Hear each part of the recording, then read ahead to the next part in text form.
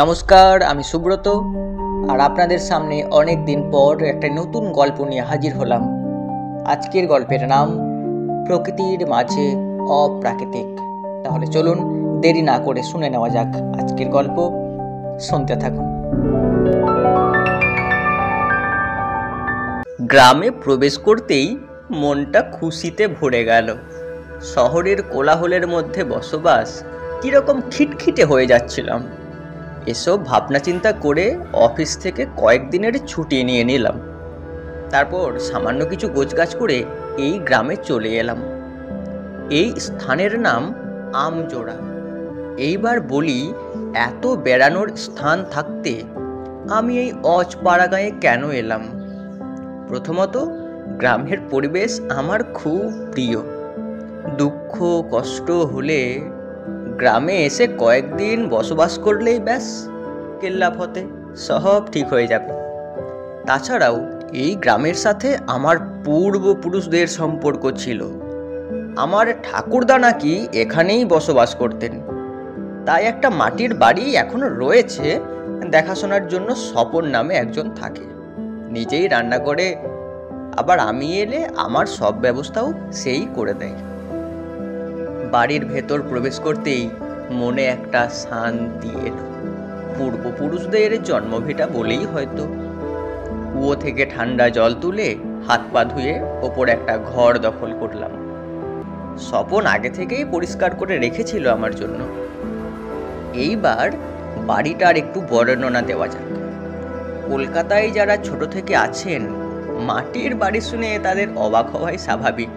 কারণ মাটি দিয়ে 3 তলা বাড়ি তৈরি হয়েছে, এটা শুনলে বর্তমান সময়ের ছেলেমেয়েরা বিশ্বাসই করতে পারবে না। কিন্তু হ্যাঁ মশাই, এটাই সত্যি। যাই হোক, আমি শুয়ে শুয়ে বাইরের দৃশ্য দেখছি। এই বাড়িটা গ্রামের একেবারে শেষ প্রান্তে অবস্থিত। চারদিকে নানা রকম গাছ দিয়ে ঘেরা, পেয়ারা, আম, জাম। দুপুরবেলা পদ্ম পাতায় গরম গরম ভাত খাওয়া সম্পূর্ণ হল। আর পুকুরের টাটকা মাছ। বাড়ির পাশেই পুকুর ছিল, সেখান থেকেই স্বপন সব ব্যবস্থা করে দিয়েছে। ও জানে আমি কি পছন্দ করি, এই কারণেই তো ওকে আমার এত ভালো লাগে। এখন পুকুরে পদ্ম ফুলও নাকি দেখতে পাওয়া যাবে। বিকালে গিয়ে দেখে আসবো ভাবলাম। বাঙালির ছেলে, এত তৃপ্তি সহকারে খাওয়ার পর লম্বা একটা দিবানিদ্রা সম্পূর্ণ করলাম। বিকালবেলা গ্রামটা ঘুরে দেখব বলে বেরোলাম। রাস্তাঘাট এখনো মাটির। বৃষ্টি হওয়ায় কাদায় ভর্তি হয়ে যান চলাচলের প্রচণ্ড ব্যাঘাত সৃষ্টি করছে। কয়েকটা ছেলে হাফ প্যান্ট পরে কাবাডি খেলছে। বয়স্ক লোকেরা রেডিওতে ভারত বনাম শ্রীলঙ্কার ক্রিকেট খেলার ধারাভাষ্য শুনছে গোল হয়ে বসে, তাদের হাতে চানাচুর মুড়ি। ওনাদের ব্যাঘাত সৃষ্টি না করে একটু এদিক ওদিক ঘোরাঘুরির পর বাড়ি ফিরে এলাম সন্ধ্যার সময়। এখানে বিদ্যুৎ পৌঁছালেও সন্ধ্যা থেকে বন্ধই থাকে বেশিরভাগ দিন, তাই বিকল্প ব্যবস্থাও করা আছে এখানে। স্বপন হ্যারিকেনের আলো জ্বালিয়ে দিয়ে গেল। কয়েকটা গল্পের বই পড়ব বলে এনেছিলাম সঙ্গে করে, কিন্তু এই আলোই তা অসম্ভব। যদিও গ্রামের ছেলেরা এই হ্যারিকেনের আলোতেই পড়াশোনা করে, কিন্তু তাদের তো ছোটবেলার অভ্যাস। অগত্যা একটু পর খাওয়া দাওয়া শেষ করে ঘুমিয়ে পড়লাম। রাত্রিবেলা প্রচণ্ড রকমের নিস্তব্ধ হয়ে গেছে এলাকাটা। ভালো ঘুম এলো না।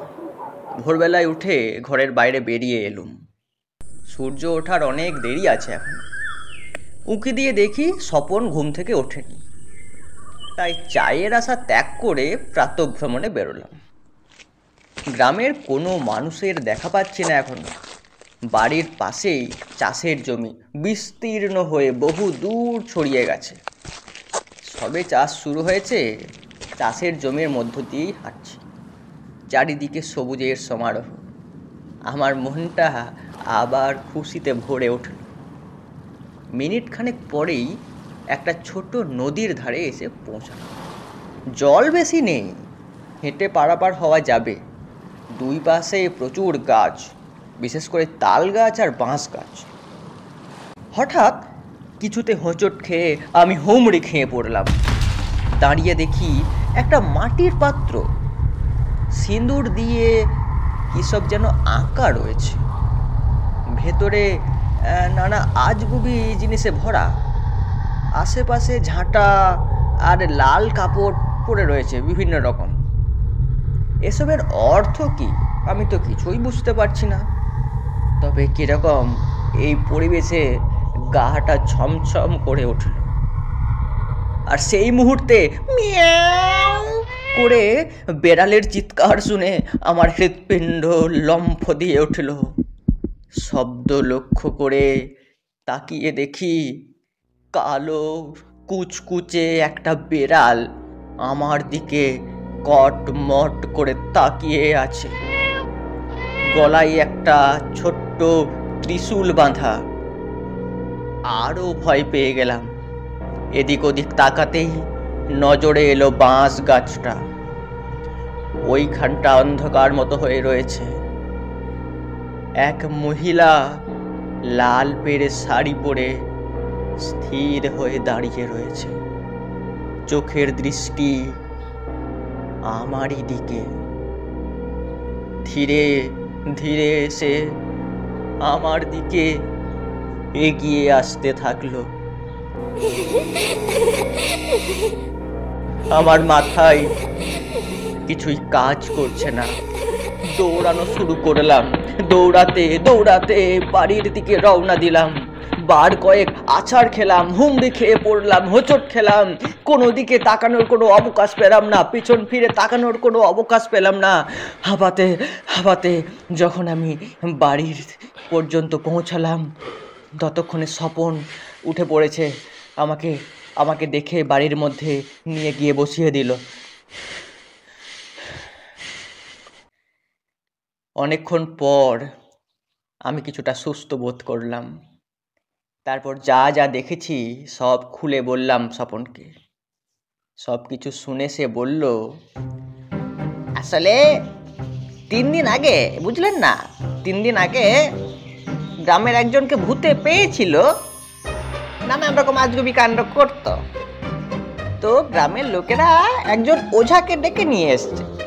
সেই ওঝা এসে ওই যে আপনি গিয়েছিলেন না নদীর পাশে, ওখানে গিয়ে ওই লোকটার ভূতটা ছাড়ানো হয়েছিল। হ্যাঁ, এখানে ভূত ছাড়ানো হয়, আরো অনেকের ভূত ছাড়ানো হয়েছে। ওই যে বেড়ালের গলায় ঘন্টার বাঁধা ছিল না, ত্রিশূল বাঁধা ছিল না বেড়ালের গলায়, হ্যাঁ, তারপর লাল কাপড়, হাঁড়ির মধ্যে অনেক কিছু ছিল না, হ্যাঁ, ওগুলো দিয়ে ভূত ছাড়ানো হয় ওখানে।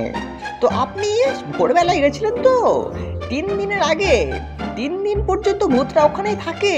তো এই তো 3 দিন এখনো পূর্ণ হয়নি, তার মধ্যে আপনি ওখানে গেছিলেন কেন? গ্রামের কেউ তো যায় না। আমার মনে হয় সেই ভূত আপনাকে দেখতে পেয়েছে, ওখানেই রয়েছে তো এখনো। আপনার ভাগ্য ভালো, আপনি ব্রাহ্মণের ছেলে। আপনি যদি ব্রাহ্মণের ছেলে না হতেন তাহলে কিন্তু ওই ভূত আপনার উপরে এসে পড়তো। আপনি ব্রাহ্মণের ছেলে বলে বেঁচে গেছেন, খুব ভাগ্য ভালো মশাই আপনার। স্বপনের মুখে এই সমস্ত কথা শুনে আর এক মুহূর্ত অপেক্ষা না করে সোজা শহরে ফিরে এলাম। শহরের কোলাহলের ভিড়ে ওই ঘটনাটা আমার কাছে যেন এক অতীতে দেখা স্বপ্নের মতো মনে হলো। ধন্যবাদ।